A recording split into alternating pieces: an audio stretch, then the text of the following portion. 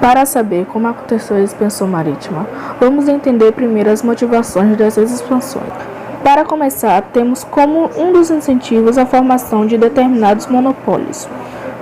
A localização geográfica da Península Itálica favoreciam ao monopólio do comércio dentro do Mediterrâneo.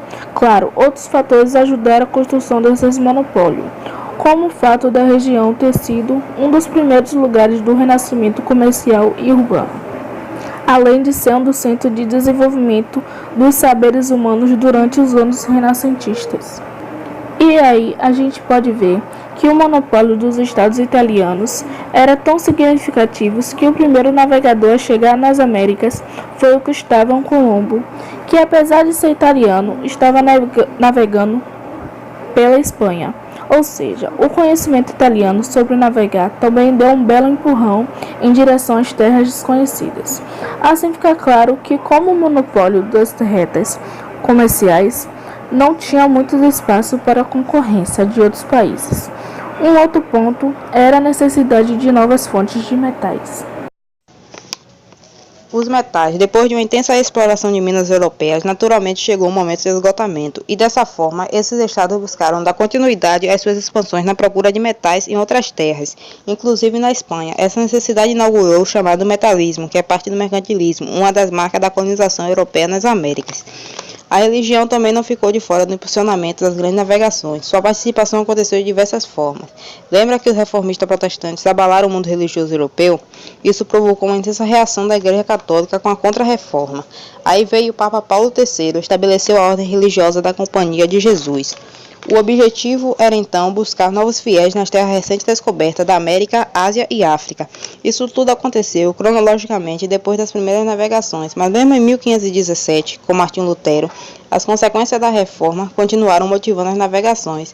Mas olha que interessante, não foi apenas para buscar novos fiéis que a América serviu.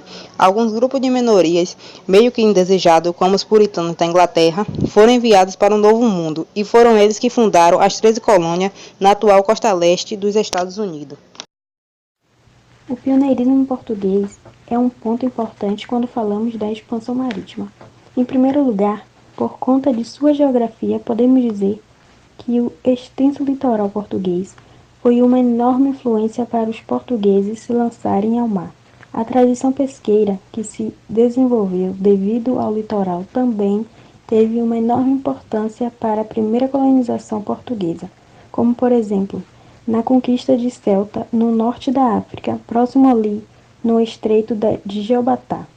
Essa região era relativamente perto das costas e assim havia um controle da entrada e saída de navios no Mediterrâneo. A crescente burguesia portuguesa foi mais um incentivo pelas colonizações do Império. Os comerciantes burgueses estavam atrás de novos produtos e mercados, então investiam boa parte de suas vendas nas expedições, mas não eram apenas os burgueses que estavam de olho nas viagens. A nobreza estava atrás de honra e de terras. Por isso também as incentivava, assim como o clero, com interesses de espalhar o catolicismo pelo mundo. Assim conseguimos ver boa parte do pioneirismo de Portugal.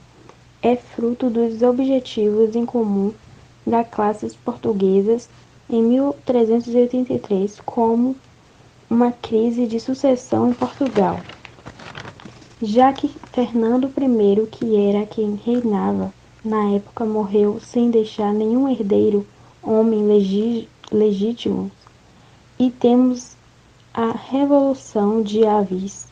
A nação então se divide.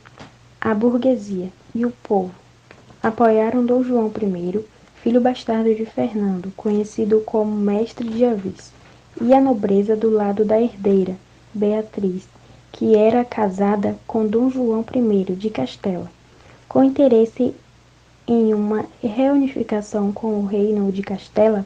Como era de se esperar, na Idade Média, esse problema foi resolvido com o confronto com o apoio burguês e dos ingleses. o filho bastardo vence a batalha de Alburar-Roça e ganha o trono. Tá, mas o que isso tem a ver com a expansão marítima? Essa unificação e estruturação do Estado português, forma precoce, resultou em um crescimento e uma aproximação da burguesia e da nobreza governante e, consequentemente, possibilitou a saída dos portugueses para o mar. A principal consequência se deu na economia. A pulsante evolução comercial foi incentivada e espalhada por toda a Europa. O colonialismo foi a principal fomentadora do mercantismo na Península Ibérica, sendo que na Espanha só apareceu uma forma de metalista e em Portugal no comércio de gênero tropicais, a ocupação das colônias americanas é feito no contexto de renascimento comercial, que foi impulsionado pela própria colonização e transformou profundamente a economia europeia. E com isso, podemos somar a isso os primeiros movimentos de globalização, já que pela primeira vez houve uma interação dos mercados mundiais. Com esse crescimento econômico, toda a partir da exploração dos bens coloniais, a Europa começa a desenhar e sua hegemonia mundial e capital acumulado pelo comércio. Bem, coloniais e outra atividade relacionada como curso e escravidão foram essenciais para uma coisa que vocês certamente ouviram falar, a Revolução Industrial. Em diferentes medidas em diversos países, a exploração colonial deu enormes lucros, permitindo o desenvolvimento material e tecnocientífico nas metrópoles, e naturalmente maior dominação dos territórios coloniais. Essa hegemonia europeia foi conseguida depois da chegada das Américas, antes da vinda dos europeus para as Américas. Os maiores centros comerciais ficavam justamente na África e na Ásia. E por último, mais longe, por ser menos importante, a expansão marítima resultou no colonialismo.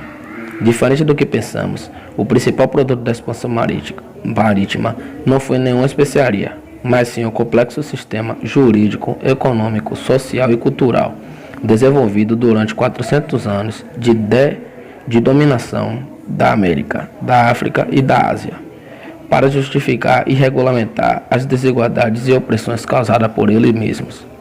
E outro aspecto muito importante é a troca cultural dos povos europeus com os povos nativos e africanos.